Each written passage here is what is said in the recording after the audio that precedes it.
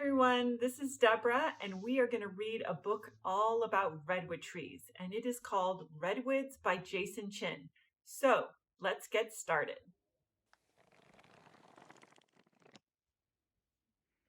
The coast redwoods are among the oldest trees in the world. Their ancestors lived about 165 million years ago during the Jurassic period.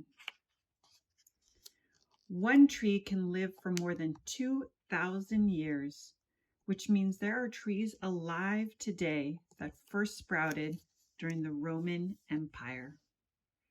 Redwoods have shallow root systems that travel more than 100 feet from the tree. They help the tree stand, and they need all the help they can get because they are the tallest living things on the planet.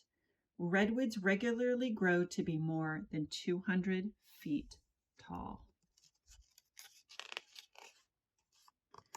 A redwood trunk can be 29 feet in diameter at its base. That's so wide that a tunnel can be cut in it, big enough for a car to drive through. Amazingly, such a tall tree starts from a seed about the size of a tomato seed. A 1-inch long cone that houses the seed falls to the ground, and if the conditions are right, the tree will sprout. With enough light and water, a redwood sapling can grow fast, up to 2 feet per year.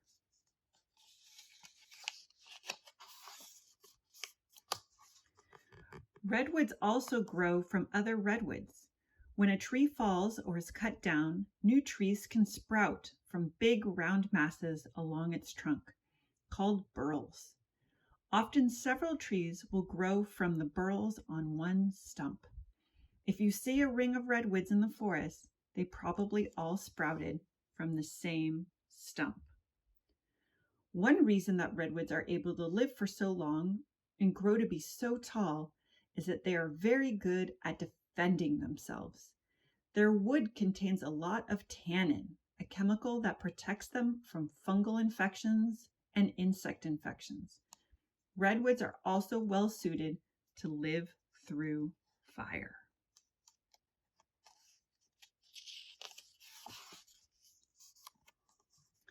If there is a fire, their extremely thick bark shields them from the heat, like the heat-resistant tiles on a space shuttle. Their branches don't start until very high up, 200 feet in some cases, which also helps protect them from fire, since most forest fires can't reach their needles. Even if a fire penetrates a redwood's bark, the tree can still live. In some cases, a huge portion of the center of the trunk has been burned out, but the tree keeps on growing. In many ways, fires actually help redwoods by clearing out other plants that would otherwise compete for resources like water and soil.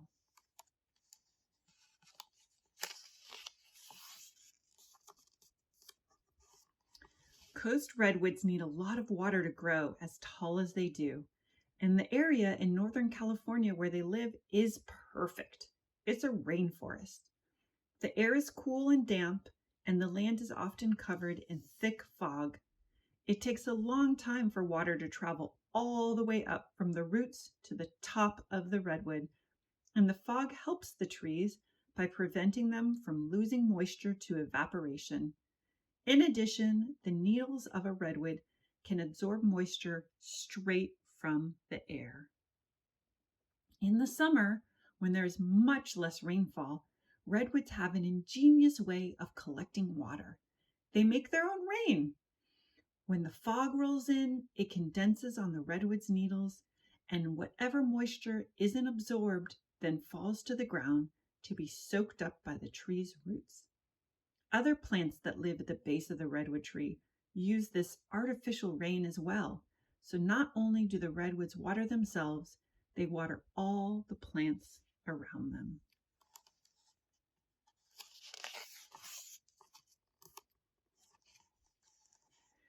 The branches of a redwood are called a crown or canopy, and start very high up the trunk. To study redwood crowns, scientists have to climb into them, and this is not easy. Because the trees are so tall, researchers use a bow and arrow to launch a rope over the branches. When the rope is secure, they can pull themselves up. It is very dangerous work. When the needles fall off of a redwood, they decay and turn to soil. The redwoods are so big that this soil often collects in the trees themselves. Soil that collects in the branches of a tree or in crevices on its trunk provides a home for other plants. Plants that grow on redwoods are called epiphytes. The most common epiphytes found in redwoods are ferns. In one tree, researchers found a mass of ferns weighing more than 1,600 pounds. That's heavier than a full-grown polar bear.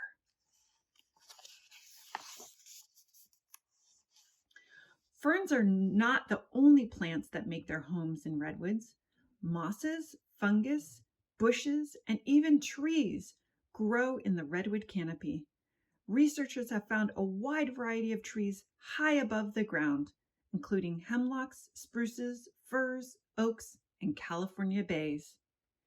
In one redwood, researchers found a California bay tree growing out of a knothole over 300 feet from the ground. In addition to plant life, scientists have found many animals living in the redwood canopy, including flying squirrels, beetles, earthworms, centipedes, spiders, salamanders, and yellow banana slugs. Some animals, like red tree voles, live their whole lives in the treetops and never see the ground.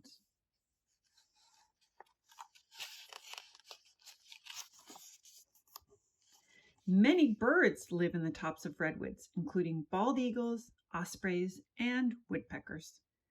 The marble murrelet and the northern spotted owl live almost exclusively in the oldest redwood trees and are both endangered species. When a redwood is injured, the tree will often sprout new trunks that look like miniature versions of the tree itself. If a branch is damaged, a new trunk will grow straight up from the top of the damaged branch. Sometimes more than one new trunk will sprout. Researchers found one tree with more than 200 reiterated trunks in it.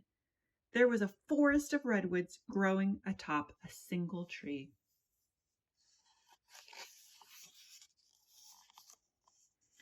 The crown of a redwood can be very complex. As a tree grows, its main branches and the branches of its new trunks crisscross and run into each other, forming a maze of growth. The crown can become so dense that from its interior you can't see the ground or the sky. Researchers have even gotten lost while exploring the crown. The largest of all redwoods are in a class of their own called titans. For a long time, the record holder for the tallest tree in the world was Stratosphere Giant, measuring a whopping 370 feet.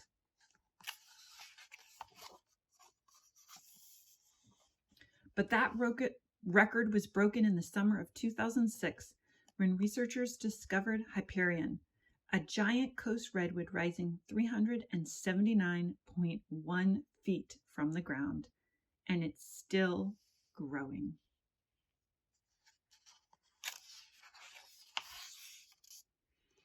That's 6 stories taller than the Statue of Liberty. It's taller than a 30-story skyscraper.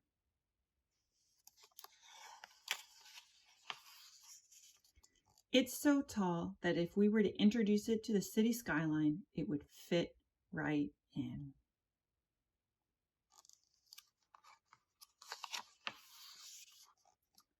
The end. Thank you, everyone, for reading with us today, and stay tuned for the next book coming soon.